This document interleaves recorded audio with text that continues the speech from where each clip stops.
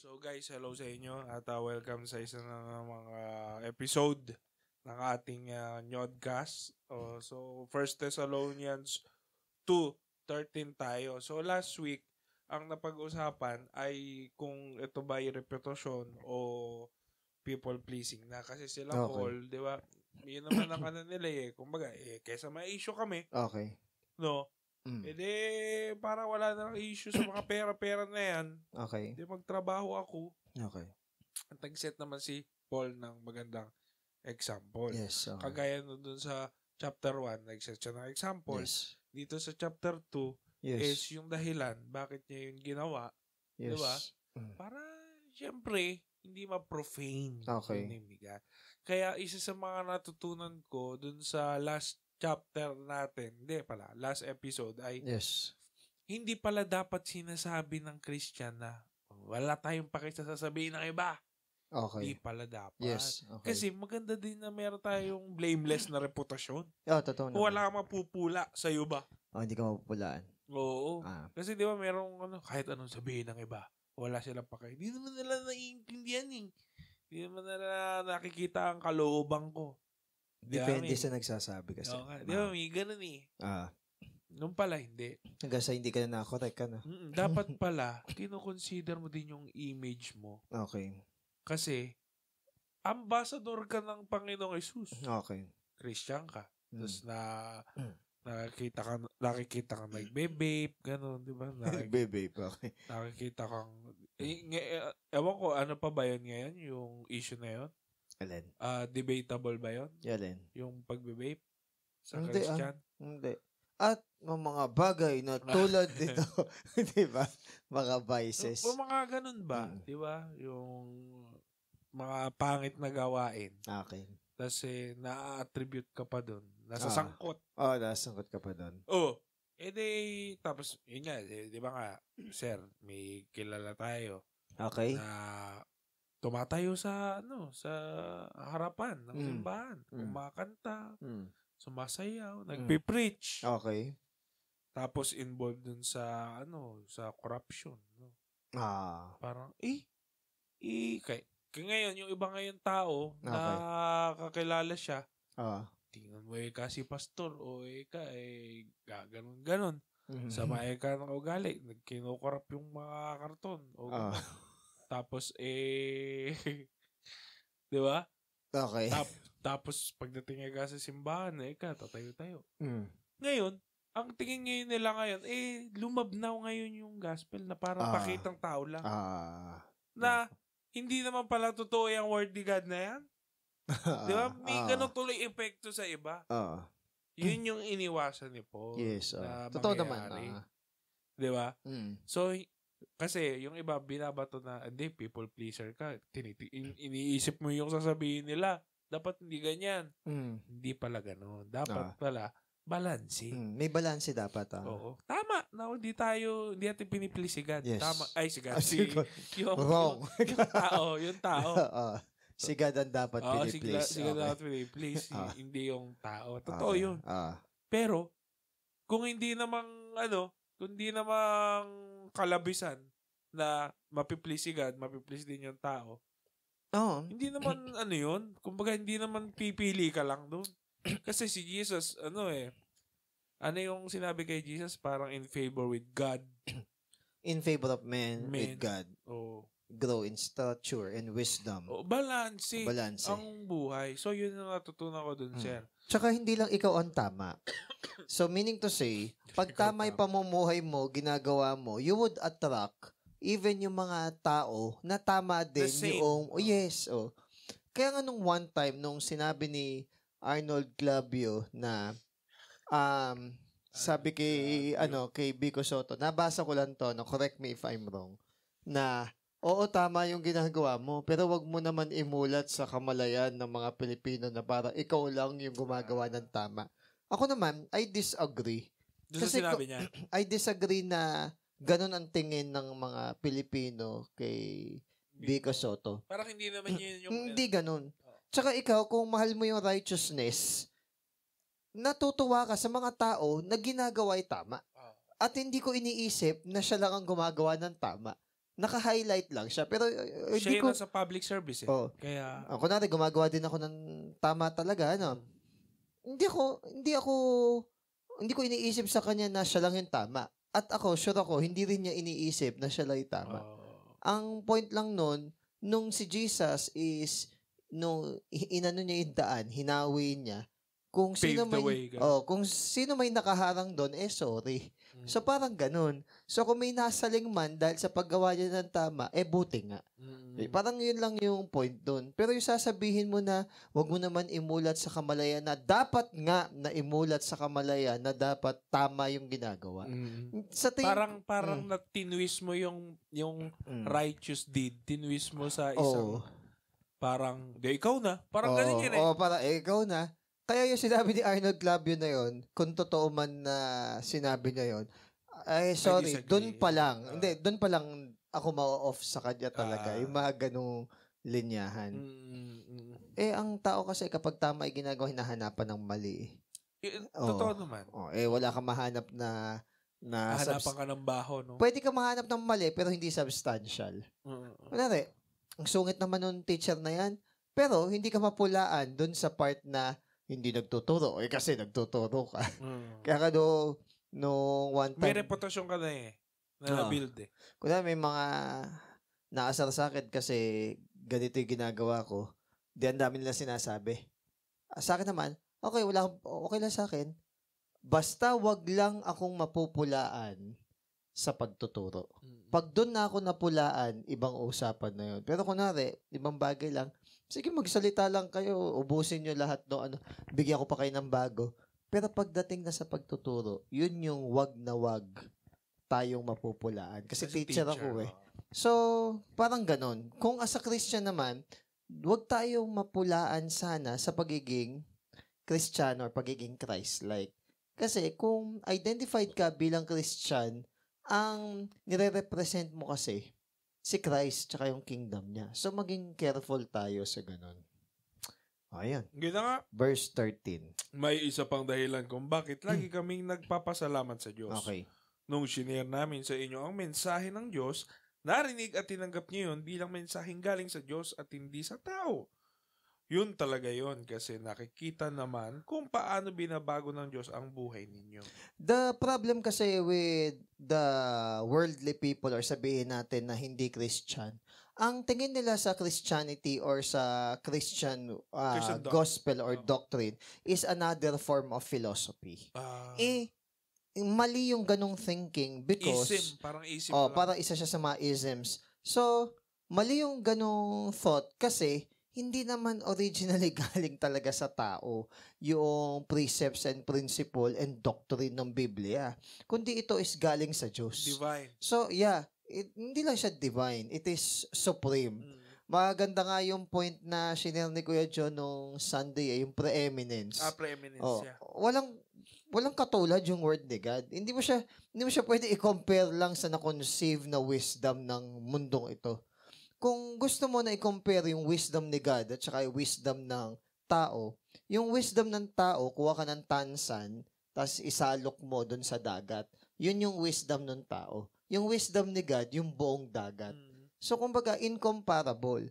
Ngayon, the reason that they are not able to grasp yung wisdom ni God, it is because they treat as common yung mga things na sacred. Kaya nga sabi, do not throw the pearls to the swine. So, pag ang tao ay hindi born again, ang tingin lang niya sa salita ng Diyos is a moral concept or principle. Hindi niya bina-value doon sa dapat na value talaga. Yes. At ang treatment nila sa salita ng Diyos is just one of the principles or words or options or sabihin nating sayings ng mga matatandang tao na nagsulat. Quotes lang. Oo, parang quotes lang. Meme lang.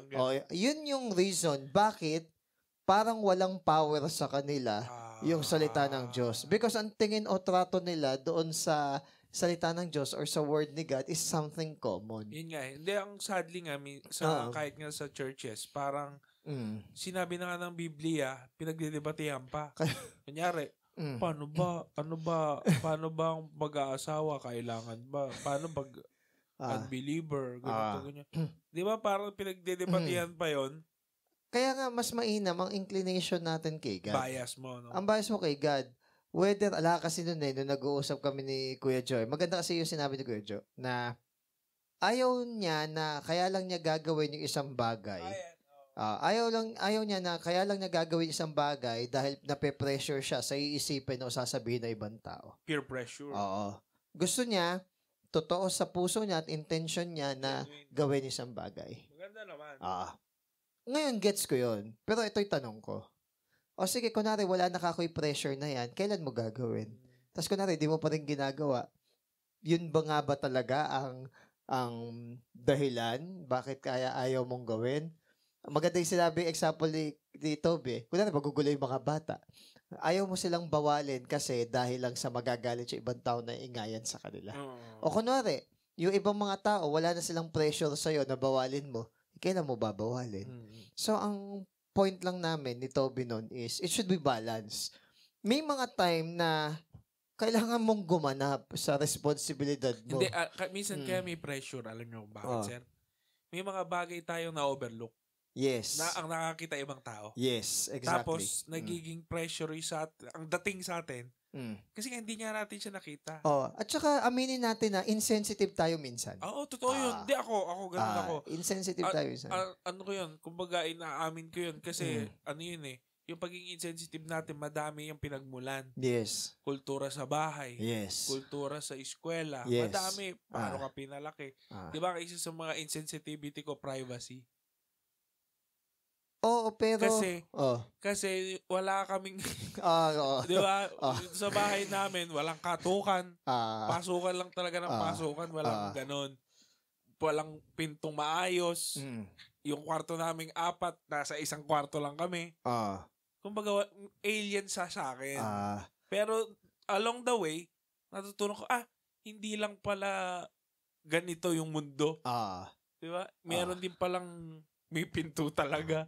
Merong go to your room. Sa akin naman yung hypersensitivity sa kahit pinaka-close kita, magpapaalam pa rin ako bago ko galawin yung gamit mo. Kahit na kunwari magkakasama lang kami sa apartment, ipapaalam ko pa yun kahit na hindi kita kasama. Kasi para sa akin, hindi pang-aabuso ng relasyon ninyo bilang magkakasama at magkakaibigan. So for example din, kunwari manlilibre ko, hindi mo kailangan sabihin na manlibre ko. Sabi, kung gusto ko manlilibre ko. Pero kunwari, manlibre ka nga. Ayoko mas lalong ayoko. Diba sa tricycle, pag sinabing dugdugon mo nga. Hindi ko dadagdagan.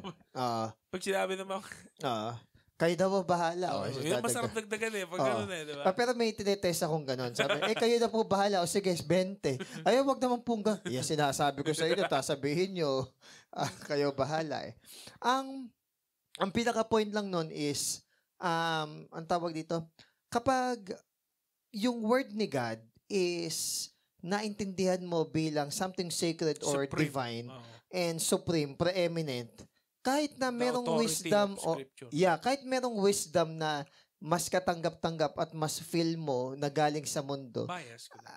Siya, dapat ang bias natin is yung sa word ni God. Ito yung maganda. Yeah. Nung tinanggap ng mga taga-Thessalonica yung salita ng Diyos, talagang yung trato nila doon sa word ni God is alam nilang kay God galing yun, hindi sa tao. Hindi ito option lang. Hindi rin to suggestion lang. Hindi siya yung parang kwento lang. So, tinrato nila We must obey this. Parang gano'n. Yun. Tinrato nila ito bilang foundational truth.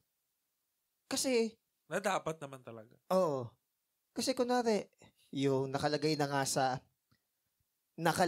nga sa Bible na kapag unruly yung bata ay talaga is pwede mo talagang paluin. 'Di ba? Doon na hindi niya ikamamatay kung papaluin mo siya. Hindi naman yung babangagin, iba naman yung ganun. Tapos sabi iba, ayoko sinamamalo, kawawa So are you saying na yung word ni God is mali? So kumbaga, tignan mo siya. Sa akin, memorable yung isang beses lang ako sininturon ng tatay ko. Wala na si Papa. Isang beses lang ako sininturon na natatandaan ko.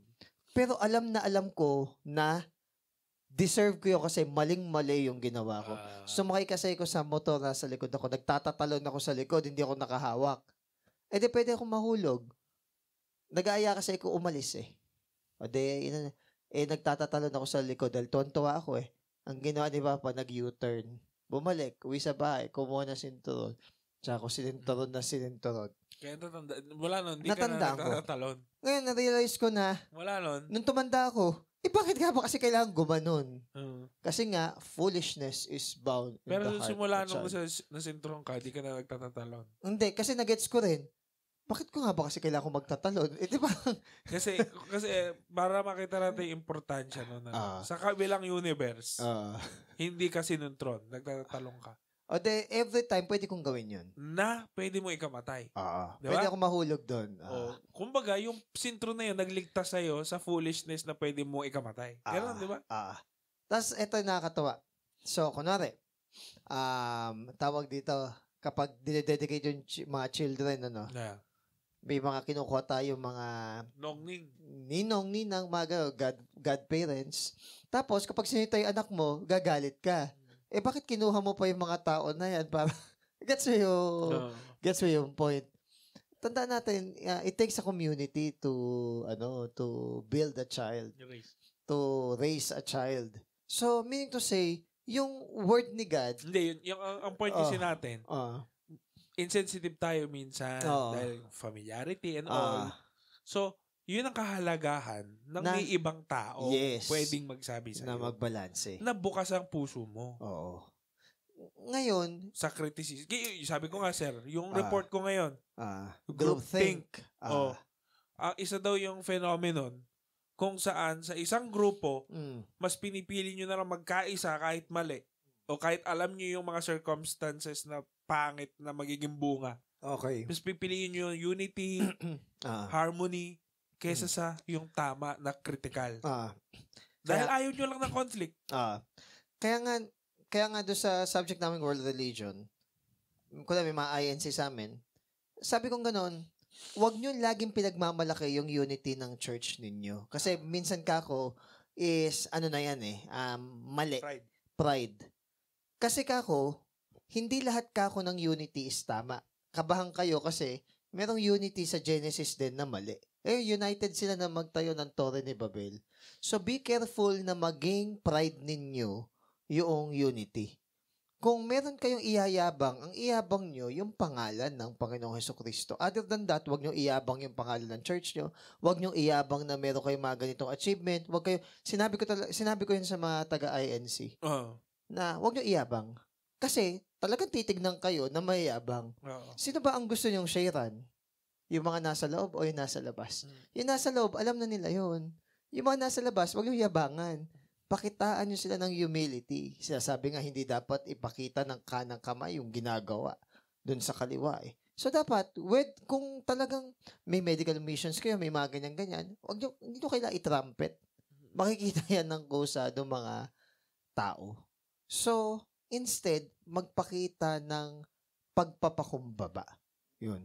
So, going back dito sa tinatawag natin na pagpapahalaga sa Word ni God, yung Word ni God, hindi natin siya dapat itrato as common. It should be sacred. Kaya nga sa Psalm chapter 119, pinakamahabang chapter, dinedicate yung buong chapter na yon para ipakita yung kahalagahan ng Word ni God. Okay? Nahirapan ako doon na pagkahaba-haba, paano ako i-discuss kaya sinabarize ko Ganun kahalaga yung Word of God.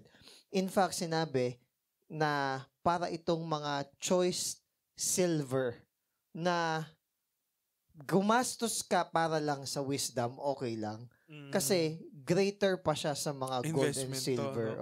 Yung wisdom and yung Word ni God.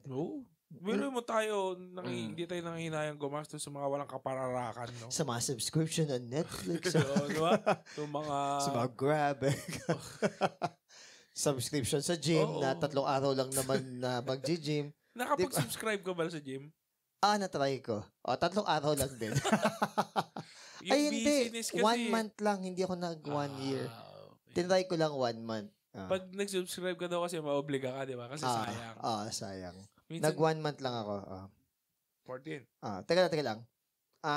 Sabi dito, kaya ang naging epekto sa kanila, nung pinahalagahan nila yung word ni God, Siyempre. nakita nila yung effect na totoo. Tandaan natin na yung word ni God merong power. Kapag walang power yung word ni God, dalawang bagay lang yan. Either hindi talaga yun yung word ni God or hindi ka sumusunod dun sa word ni God. So, yun lang yun. Okay? Next, number 14 to 16. Okay. Mga kapatid, nangyari din sa inyo ang mga nangyari sa mga churches ng Diyos sa Judea. Okay. Sa mga tao doon na naniniwala kay Christ. Okay.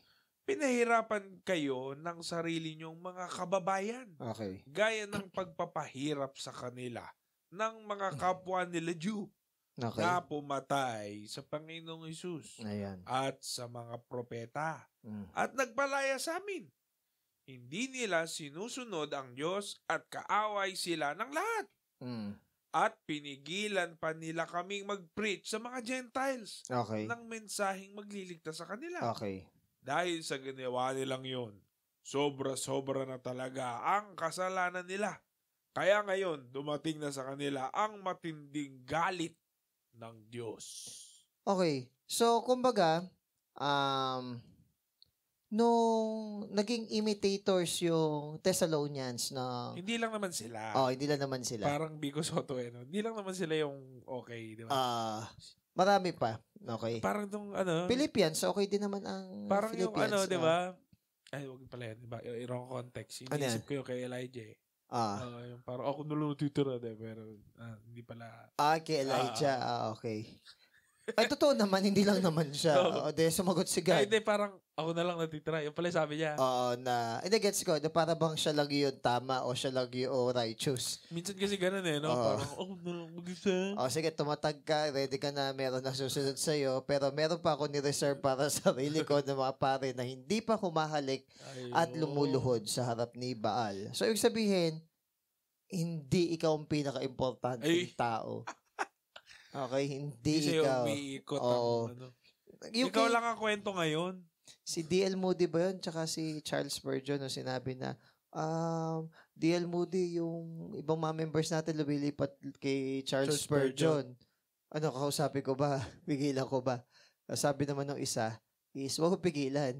Baka mas ginagamit lang siya ni God kaysa sa akin. Ganon sana, na hindi ka insecure. Kunwari may lumipat, sisitahin pa na, ititiwalag mo pa kasi hindi na natin. Are you still connected with that guy? May ganon pa. Hindi, may ganon akong nalaman That's true story. No? Bakit may ganon? Di ba? Parang, buti nga lumipat ng church. Sa church pa rin lumipat Iba, hindi nakalag-church. Yun naman ang magandang desisyon. Kunyari, lilipat ka ng simbahan.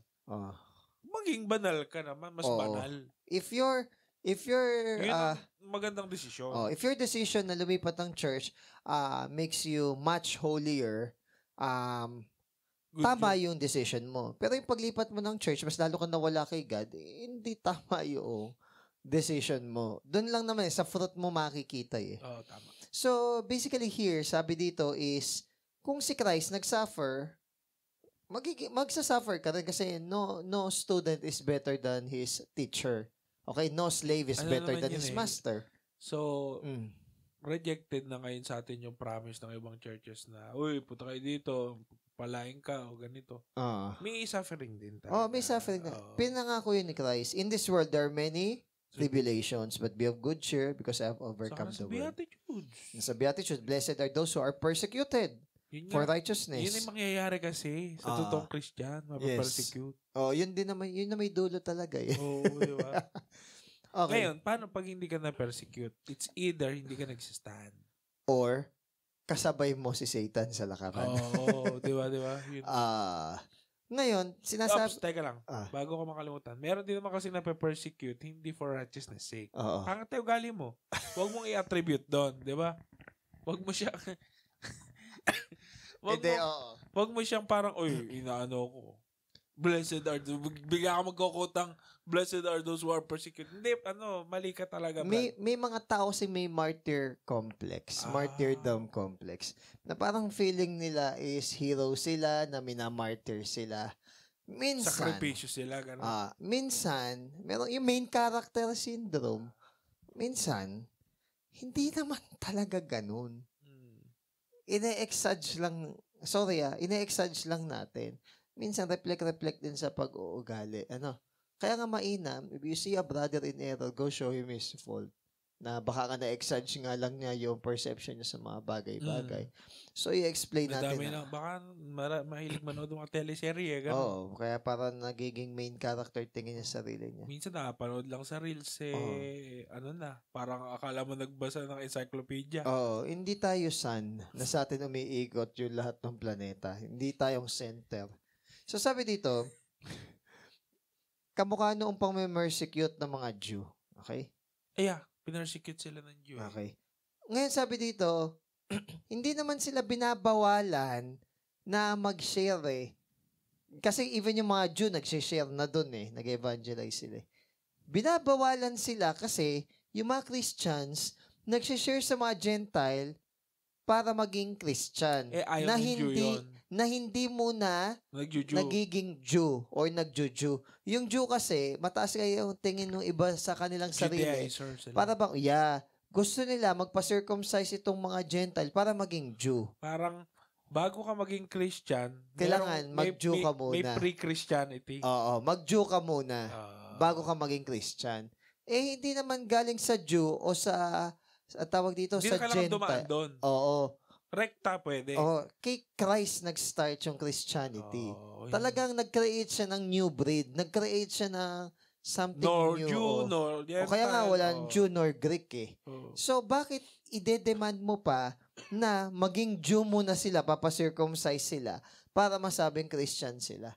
Pagka ganun, meron ka superiority complex na parang sinasabi mo na, magiging Christian lang kayo kapag umanib kayo dito. Nanampalataya kay Jesus at umanib kayo dito. O yun. Diyan nagkaroon ng conflict yung sa Buddhism May dalawang schism yung Buddhism May dalawang sect? Schism. Sect ba ang tawag doon? Parang school of thought or Yung isa kasi, Theravada Buddhism tapos yung isa Mahayana. Sa Theravada, kailangan mag-member ka ng community nila. Okay. Yung parang mga monk. Yun. Kailangan mo mag-member nun para ma-enlighten ka, maabot mo yung pagiging Buddha. Hindi nila sinasamba si Buddha. Gusto nilang maging katulad ni Buddha. Yung kabila naman, Mahayana, kahit hindi ka mag-member ng community, pwede kang ma-enlighten. Ano yung point? Enlightenment. I-relate ko dito na parang ganun. Yung Jew, kailangan mag-Jew ka muna para maging Christian ka talaga. Pero hindi ganun yung sinasabi ni Paul at sinasabi ni God sa atin. Yun nga, nang-gatekeep. Dapat, ayaw mo ba nun? Hindi, sa mga churches ngayon, ganun din naman. Dito kayo manip. Pero, huwag yan. Dapat nga maging masaya ka na kahit saan sila mapunta, Kristiyano sila. Na kahit saan sila church ma-attend, basta't yung church na yun is faithfully sineshare, pinipreach yung word ni God at nag-obey sa word ni God. Dapat masaya ka. Hindi, pag ganun kasi, ang tingin ko na ngayon sa tao na yun, may problema siya sa personalidad. Okay. Parang, mahalin nyo ako. Parang ganun ang mangyayari niya. Sa akin lang kayo. Alam mo, ikaw, gets mo rin to. As an elder, yung kakapuranggot pa nga lang yung number ng mga tao, parang hirap na Tapos, para bang nagpaparamihan pa kayo ng ibang churches na, sa akin, 100, sa akin, 200, sa akin, 1,000. Parang, hindi mo dapat... Alam nyo ba kung gaano yung responsibilidad doon? That's the point. Aware ka ba? Tao yun, di numbers Diba? They are not just numbers. They are human. Hindi kasi statistics kasi. Maganda naman kasi talagang 100, di ba? Yeah. Maganda lang siya sa pandinig. Pero ang tanong, sa pinag-aaralan namin siya, sabi dun, sa group, maximum lang, sa therapeutic na group, which is, pwede kong masabi sa isang small group, therapeutic yun. 7 lang, max. Oo. Magaling pa nga si Jesus kasi 12 yun. Actually, minabasa nga rin ako na Judas pa isa. Judas pa nga yung isa. Diba? So, ang point lang nun is, huwag mong i-desire na marami lang. Maganda yung marami. Sige, okay. Marami makakalala. Walang problema doon. Pero kung nag-suffer yung quality. Actually, maganda nga sabi Ravenhill dyan hindi lang quality, hindi lang quantity, but the purity ng bawat individual. So, pagka ganun, hindi na kayo nag-uuna-unahan na, sharean to, kailangan maging Jew. Hindi. Share mo yung word ni God and we pray na kumilos yung Holy Spirit sa buhay niya, ma-born again siya. Kaso, dahil sa dami ng ginawa ng ibang mga Hudyo and Pharisee, natisod, nalinlang, na manipulate nila yung ibang mga Gentile. Kaya, naging legalistic yung mindset ng mga tao. Nahawa. Oo. Kaya nga sabi dito, pressure. Yes, sabi nga dito, so as always to fill up the measure of their sins. Sino yung measure of their sins? Yung mga Jew na to. Nagaya sila? Ha? Nagaya? Hindi, sinasabi niya na si God is nagkaroon ng judgment dito sa mga, parang dahil sa dami ng mga ginawa nila na legalism at saka mga mali na bagay, itong mga Jew, dito sa mga Gentiles na to, meron silang measure of wrath ni God na tatanggapin. Yun. Bakit galit ng Diyos. Oo. Bakit kailangan i-address ni Paul to? Kailangan niya i-address kasi nililin lang o sinisilo niya yung mga taga-Thessalonians, yung mga tao na to. Ngayon, kung titingnan natin sa mata natin, hindi naman big deal. Di ba parang, hindi naman nila inayang mag-yosi, mag-sigarilyo, mag-ano. Ang gusto lang nila, mag-Jew muna bago mag-Christian. Kung kukumpara mo na, di naman masama yun Di ba? Okay. Kasi normal lang na sa normal na pag-iisip. Masama ba? Ang masama, ayayin ko siyang magnakaw o gumawa ng krimen. Pero nakita mo gaano kabigat yung parusa. Yung galit daw ng Diyos, naka-imbak. Paano hindi mangyayari yun?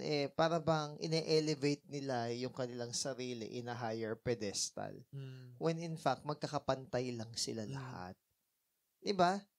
There's no master, no slave. Diba? No men, women. Ang naging lesson ngayon sa akin dito, hindi lahat ng tinitingnan kong masama, ganun siya tingnan ng Diyos. At yung mga maliit na sa tingin kong hindi naman ganun kaliit na hindi naman ganun kalaki kasalanan, hindi ganun tingnan ng Diyos. Yun ang naging lesson ko ngayon. So, hindi ko dapat sukatin sa norm ng society natin kung ano ba'y tama o mali. Ang tignan natin yung lente ng pagtingin ng Diyos patungkol dun sa bagay na yun.